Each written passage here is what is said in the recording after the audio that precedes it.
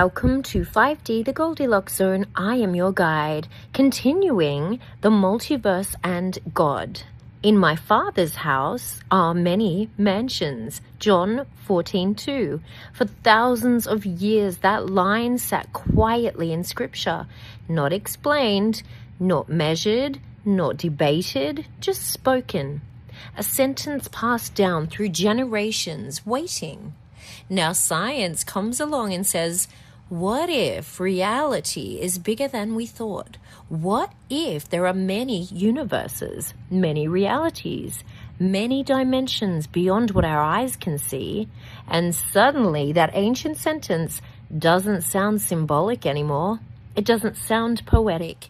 It sounds expansive. They tell us maybe there isn't just one universe.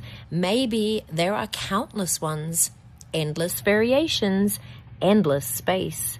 But here's what science also admits. Even now, at its most advanced, even if there are many universes, they still don't explain why anything exists at all, because universes don't create themselves, and neither do multiverses. Science can describe how something forms. It can map particles, trace forces, model beginnings, but it cannot answer the deeper question. Why is there something instead of nothing? So whether there is one universe or countless universes, the question doesn't disappear. It deepens. If anything, it grows louder. Who created the system that creates worlds? Who wrote the laws that every universe obeys? Who exists beyond space, time, matter, energy, and dimensions themselves? Because laws don't write themselves. Order doesn't arise from nothing. And meaning doesn't emerge from chaos alone. The multiverse doesn't remove God. It magnifies him. In my Father's house are many mansions, not disorder, not randomness, but room, structure, intention, a reality vast enough to hold more than we can imagine, yet ordered enough to sustain life, meaning, and truth. Science keeps expanding the universe. It keeps discovering more space, more depth, more mystery, and with every expansion, it quietly echoes the same truth humanity has always known. God was never confined to one world, one dimension, one explanation. He was always bigger than we could measure. Science didn't disprove God. It walked straight back to him. And know this, science doesn't just expand outward, it also turns inward. After asking how many universes there might be, science runs into a far stranger mystery: the observer. In quantum physics, particles don't behave like solid things until they are observed. Before that, they exist as possibilities, potentials, waves of probability. Reality, at its most fundamental level, does not fully decide what it is until it is seen. And suddenly, science is no longer just studying matter, it's studying awareness.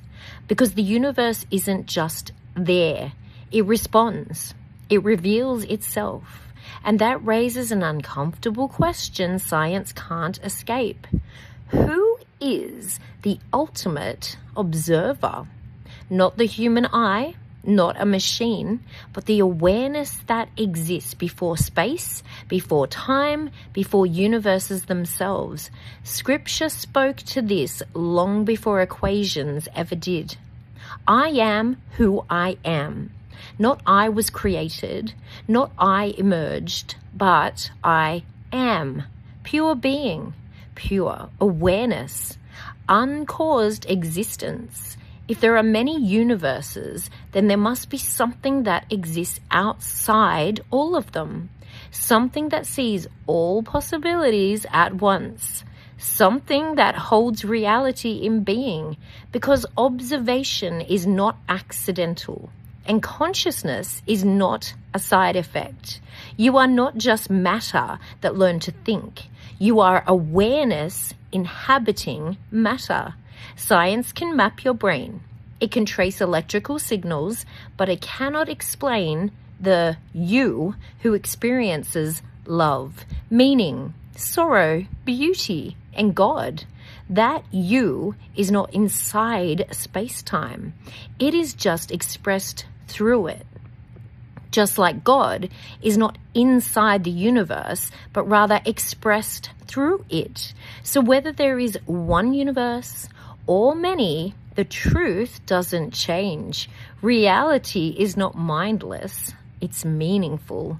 Existence is not random, it is sustained. And consciousness is not an accident, it is a signature. The multiverse doesn't make God unnecessary, it makes him unavoidable. Because at the foundation of everything, beneath particles, beneath laws, beneath dimensions, there is awareness. And awareness has always had a name. Science didn't discover God by looking outward. It found him waiting at the center. At the edges of every universe and at the center, there is not nothing. There is God, eternal God. Have a beautiful day. Welcome to 5D, the Goldilocks Zone.